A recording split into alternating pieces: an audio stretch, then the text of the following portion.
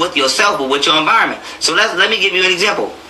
If I'm depressed and I'm at a low level of vibration, okay, and I'm sad, or I'm angry, or I'm a hater, or whatever negative frequency I got, I'm out of tune, okay? I'm out of tune with my own soul. I'm out of balance, okay, with my own frequency and vibration, okay? And the frequency is just the number of electromagnetic waves, okay, measured at a particular point each second. And that goes into hertz and megahertz and kilohertz and gigahertz and terahertz, etc., okay? And so that being said, your frequency is out of tune. Okay? And you can tell your frequency is out of tune by your heartbeat. And this is called heart arrhythmia. And arrhythmia comes from the word rhythm, which means the rhythm of your heart is out of tune. So you can actually understand how even in the medical field, in medical science, your health is measured by your anatomy's ability to be in harmony with itself. That's why even people that's not mentally healthy, they say this is not a sound person. Okay? And so music is the voice of the universe on all levels. But let's come back here.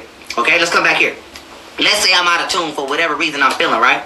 And I come into a place where, let's say these people doing yoga, these people peaceful, these people minding their business, and I come in here with this negative energy. Since I'm not in harmony with myself, okay, I'm going to come into their environment and I'm going to turn their particles chaotic, okay? Because remember, your body is emitting electromagnetism. It's emitting sound.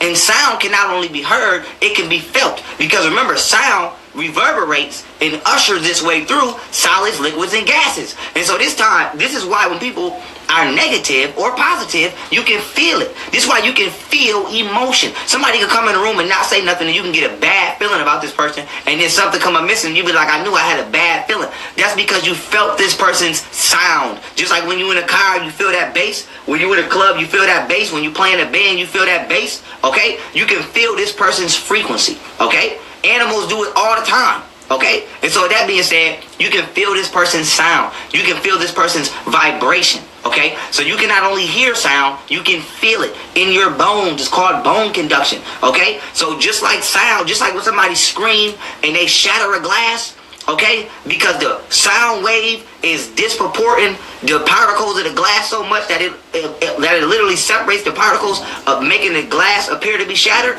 People can do that to you. Somebody can come into your life and you pick up on their pitch so much that it alters your physical reality. Because remember, physical reality is made up of particles. And this is called sonic geometry, sonic sound geometry. When you create certain pitches or certain frequencies or certain octaves of sound, particles actually take certain shapes. But that's another science for another time. I did an entire lecture on that called The Science of Alchemy and Sacred Geometry. That lecture